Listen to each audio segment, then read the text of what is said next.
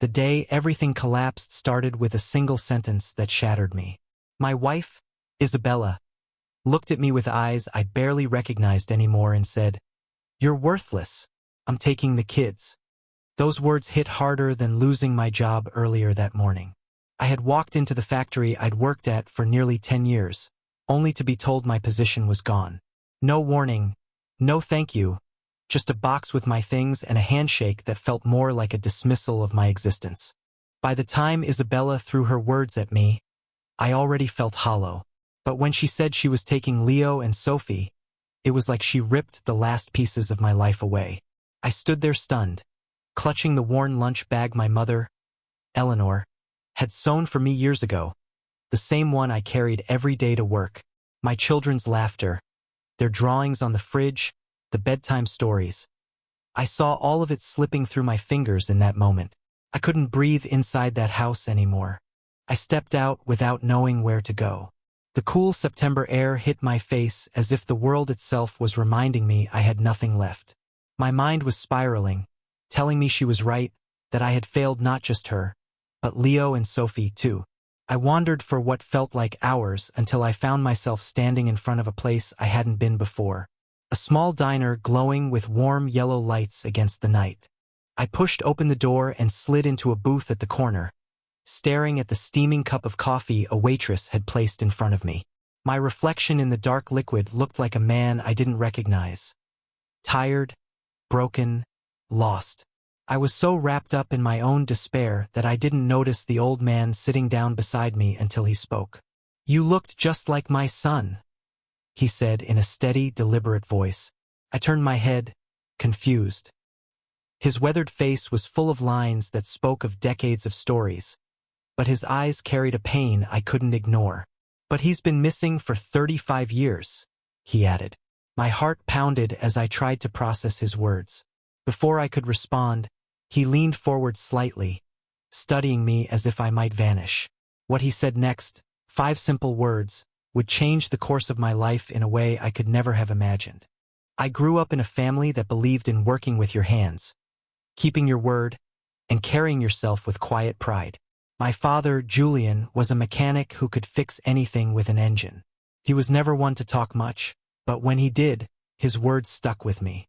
A man is measured by how he stands when everything else falls apart.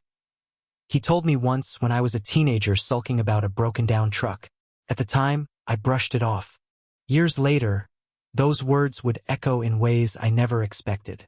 My mother, Eleanor, balanced him perfectly.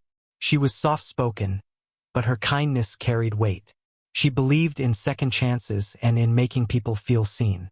She was the one who sat with me on nights I struggled with schoolwork, reminding me that patience and persistence mattered more than quick wins. I carried her lessons into adulthood, though somewhere along the way I began to feel like they no longer applied to me. I was never the star athlete, never the popular kid, never the man people pointed to with admiration. But I worked hard. I took pride in showing up early to the factory, even when my back ached or my hands were raw from handling steel. The job wasn't glamorous, but it paid the bills, and for a long time I believed it proved my worth. Then came Isabella.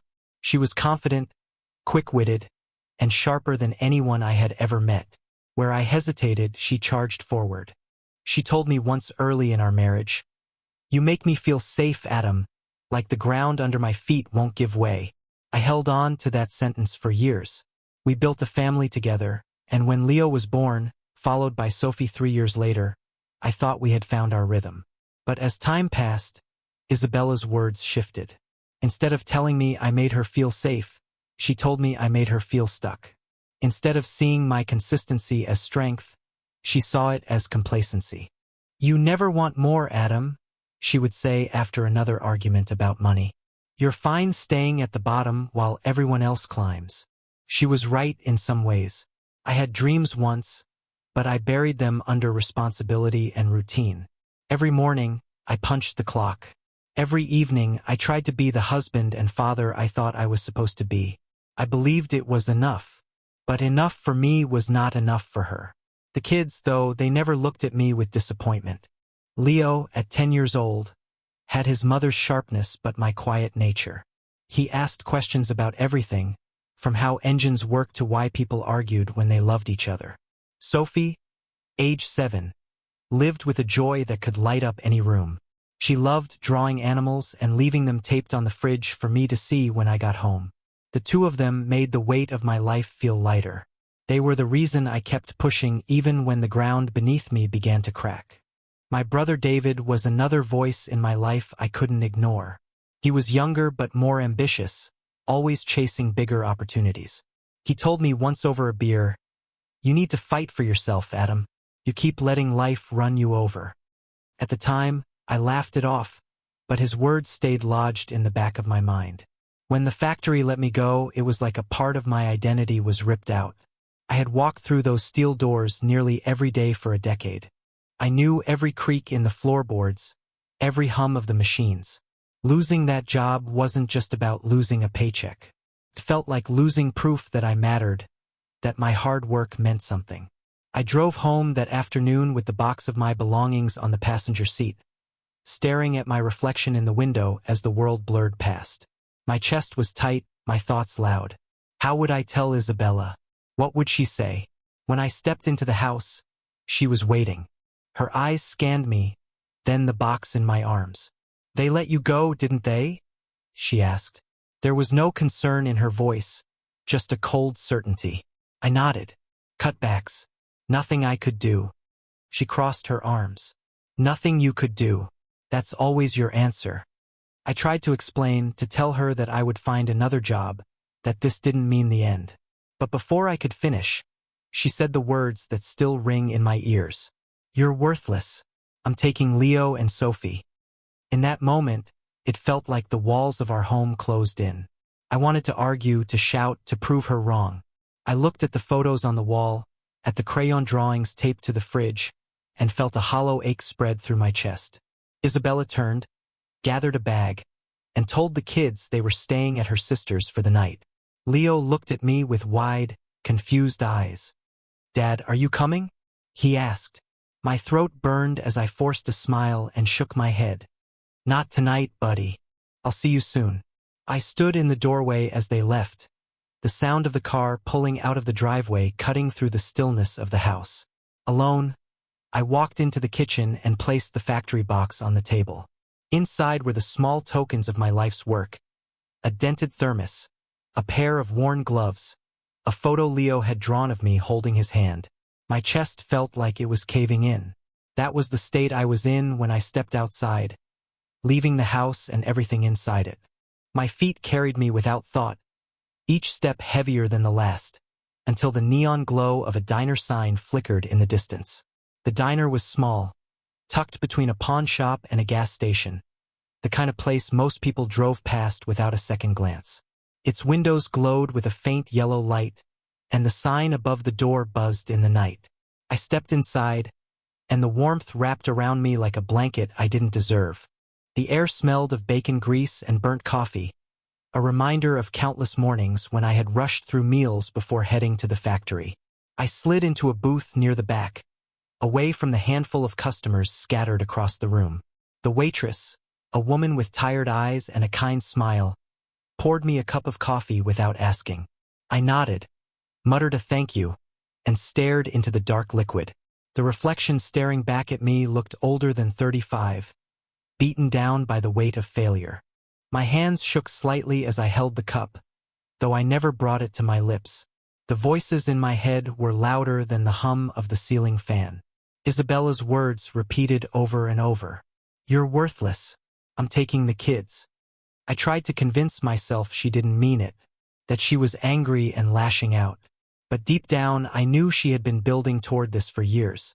Every argument about money, every sigh when I walked in late from work, every moment I thought she wanted comfort but gave me silence. It all led to this. I pressed my palms to my face, trying to block out the noise in my mind. That was when I heard the scrape of a chair across the floor. Someone slid into the booth across from me.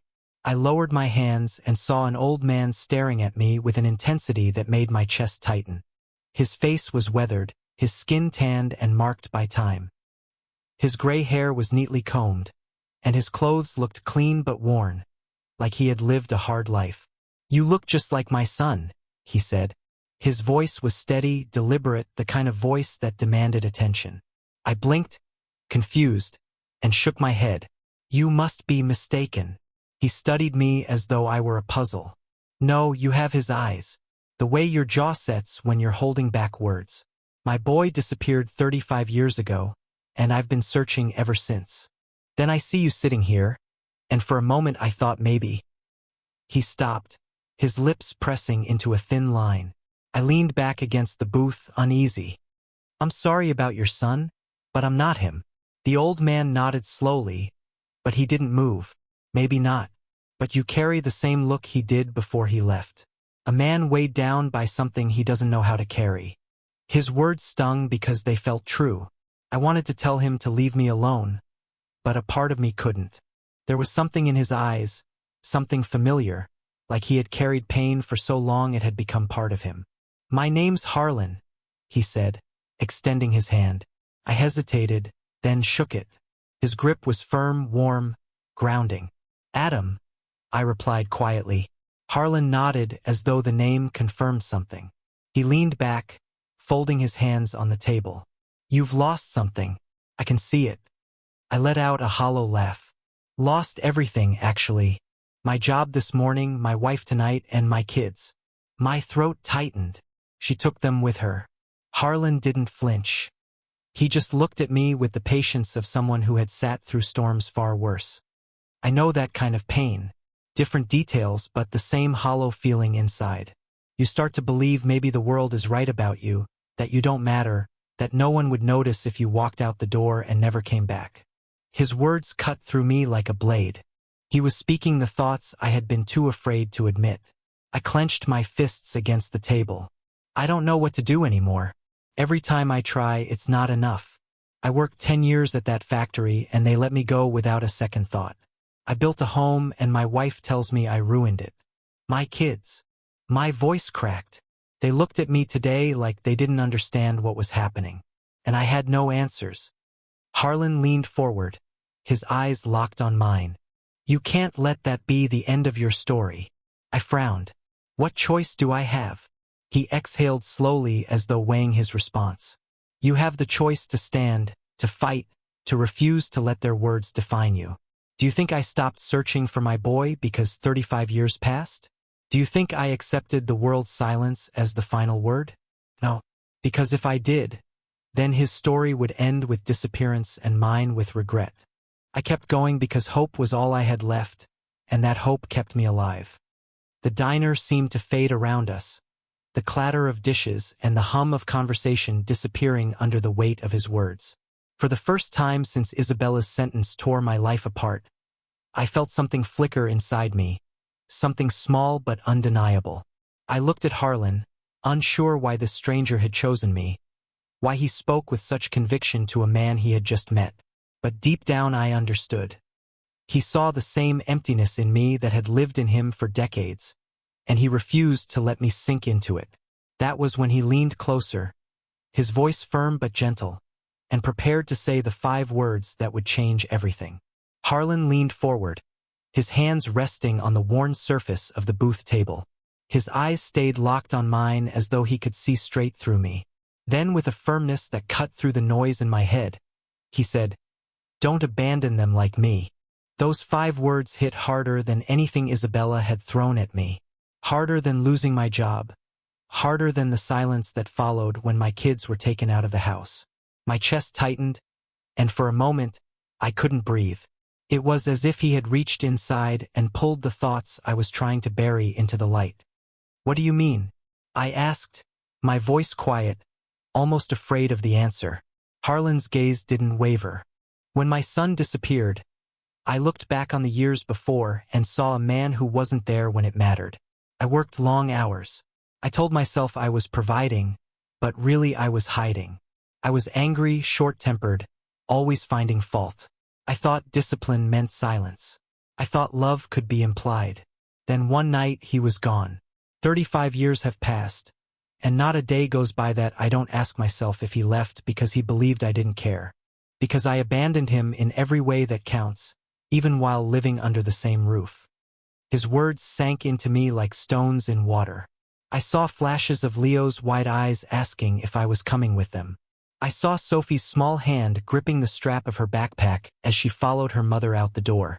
I had told myself I was too broken to fight, too beaten down to stand.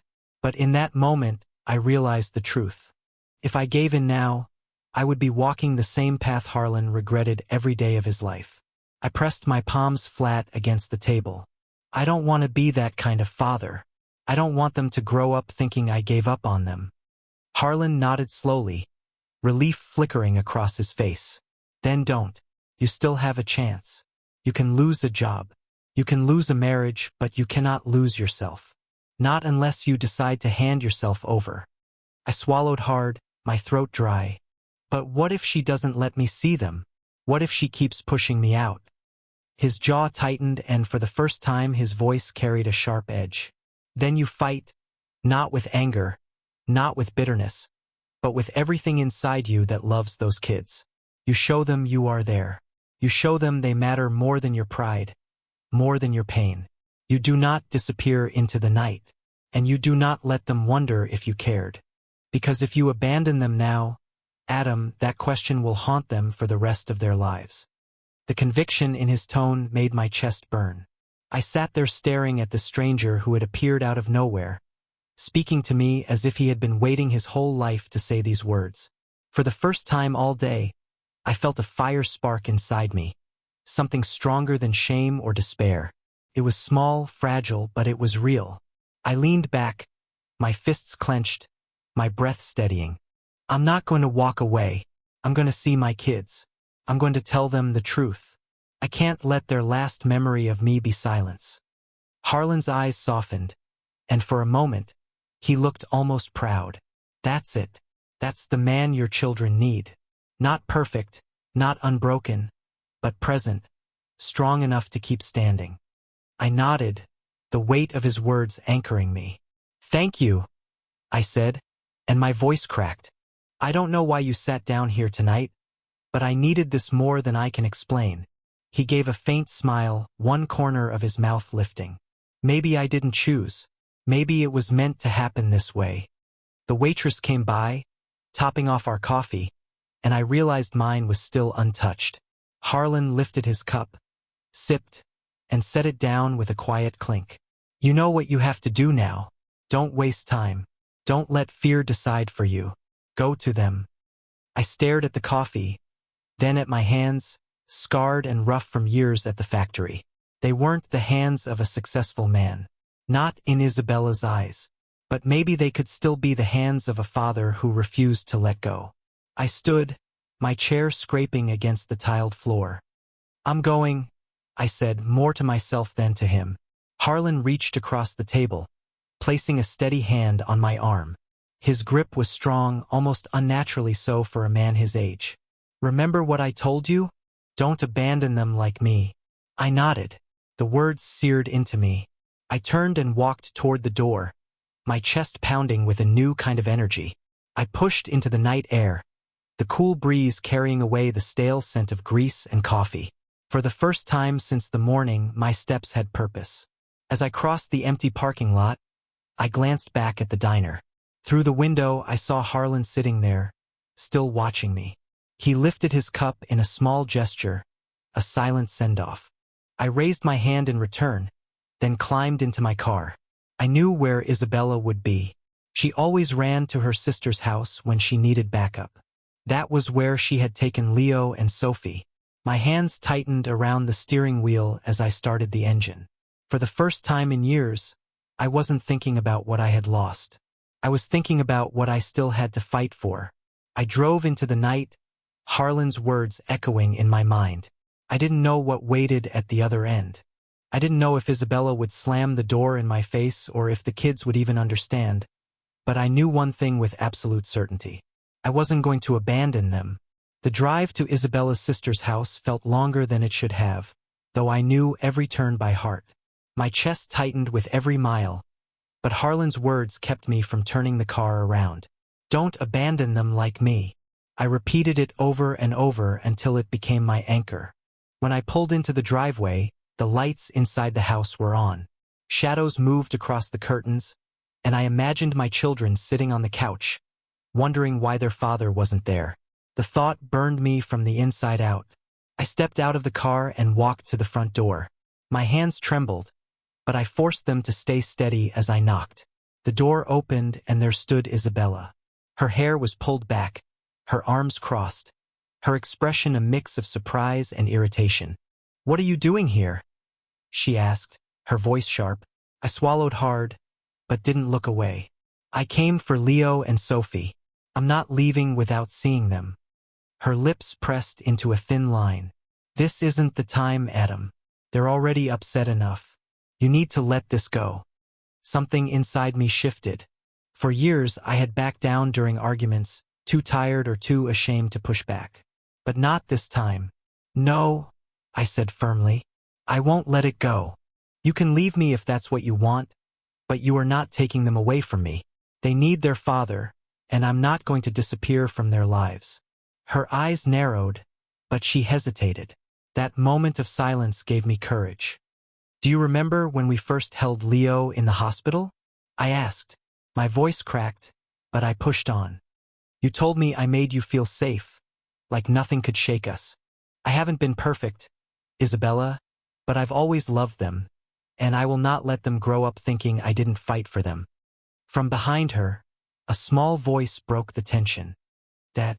Leo's face appeared around the corner, his eyes wide and searching. He stepped forward, and in that instant, the weight I had been carrying cracked open. "Leo," I said, my throat thick. He ran to me before Isabella could stop him, wrapping his arms around my waist. His hug was desperate, like he had been holding in fear all night and finally let it out. "I knew you'd come," he whispered. Sophie followed close behind, her little arms wrapping around my leg. "Daddy, are you staying with us?" she asked, her voice small and hopeful. I knelt, pulling them both close, my arms trembling as I held them. "I'm here," I said, pressing my cheek against their hair. "I'm not going anywhere."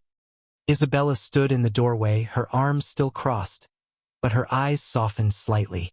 I could see the conflict on her face. She had expected me to stay broken, to disappear into the night like a man too weak to stand. Instead, she saw me standing taller than I had in years. "You think this changes anything?" she asked, her voice quieter now. "It changes everything," I said, "because I finally understand who I am. I may not have the best job. I may not have been the husband you wanted, but I am their father, and I will fight to be in their lives. You can't take that away." Leo pulled back, looking up at me with determination in his eyes. "We need you, Dad." Hearing those words broke me open in a different way. The doubt, the shame, the voice in my head telling me I was worthless. All of it began to fade under the strength of my son's voice. Isabella's sister appeared behind her, frowning. "Maybe you should let him talk to the kids," she said softly. "They deserve that much." Isabella glanced back, then returned her gaze to me. For a long moment, neither of us spoke. Finally, she stepped aside. "Fine, you can see them, but this doesn't mean I've changed my mind." I stood, keeping my hands on my children's shoulders. "You don't have to change your mind tonight, but know this. I will not stop being their father. I won't back down again." We moved into the living room.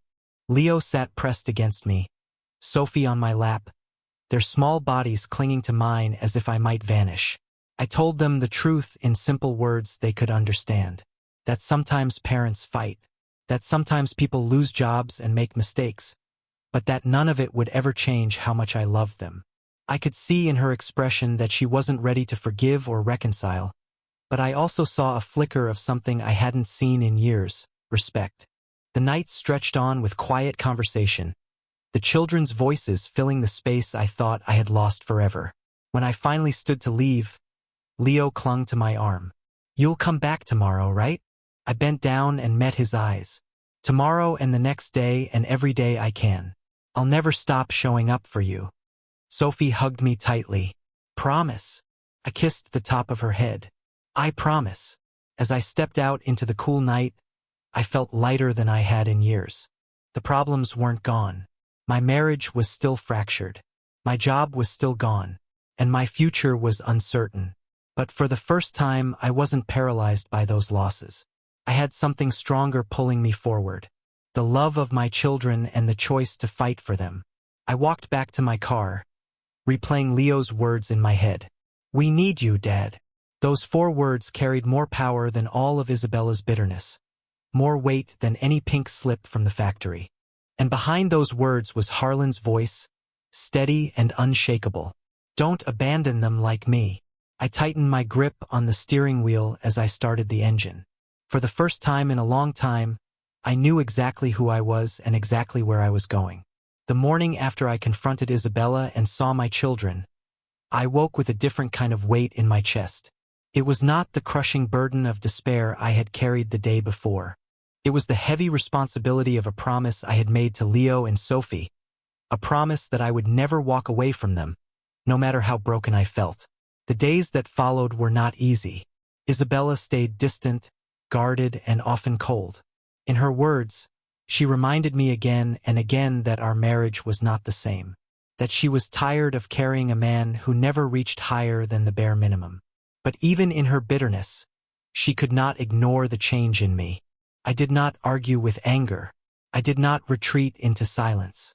I stood my ground with calm conviction, and every time I looked at my children, I remembered why. I picked up part-time work wherever I could, stocking shelves, delivering supplies, fixing small engines for neighbors. It was not glamorous, but it kept me moving, kept me proving to myself that I was still capable of building. Slowly, opportunities opened up. My father, Julian, gave me tools from his shop, telling me it was time to put my hands to use in a way that was mine. My brother, David, stopped by and said, "I don't know what happened to you, but you finally look alive." Most importantly, my children never doubted me again. Leo began asking me to help him with his school projects, pulling me in with an excitement I had not seen in months. Sophie drew pictures of the 3 of us holding hands, taping them proudly to the fridge whenever I visited. They were watching me closely, learning not from my words, but from my choices. And every day I showed up, I proved to them that their father was still standing. Weeks later, I returned to Harlan's diner. I wanted to thank Harlan, to tell him how his 5 words had redirected my life. When I stepped inside, I scanned the booths, but he was nowhere to be found. The same waitress approached and I asked if she had seen him. "Harlan?" she repeated, frowning. "You mean Harlan Vayner?" I nodded eagerly. Yes, he sat with me here, gray hair, strong build for his age, kind of serious but with a sharp presence. She gave me a puzzled look. I knew Harlan. He used to come in years ago, but he passed away a long time back. I haven't seen him in over a decade. The cup of coffee in my hand trembled slightly. I glanced around the diner, half expecting him to suddenly appear, but the booths were empty, the clatter of plates and hum of conversation carrying on as though he had never been there. I walked back to the corner booth where he had sat with me that night. I slid into the seat and stared at the table, running my hand across the smooth surface. Whether Harlan had been flesh and blood or something else entirely, his presence was real to me. His words were real. His warning had saved me from stepping into the same void that had consumed his life. I sat there quietly, whispering a thank you into the empty air, hoping somehow it would reach him. Then I left the diner, carrying his message forward, determined never to forget it. Looking back now, I understand the lesson he gave me. Life can strip you down to nothing. Jobs vanish. Marriages break. People you trust can wound you in ways you never thought possible. But none of that means you stop fighting for the people who truly matter. A father's worth is not measured by his paycheck or the state of his marriage. It is measured by his presence, by his refusal to walk away, by the steady love that anchors his children even when the world shakes. I am still rebuilding. I am still learning to stand tall even when the ground feels unsteady. But I know now that I am not worthless. I am a father, and that is enough reason to keep moving forward. If you take anything from my story, let it be this. Don't abandon the people who need you. Don't let despair convince you that walking away is easier than standing tall. Show up even when it feels impossible, especially then, because sometimes the smallest act of staying present can change a life forever.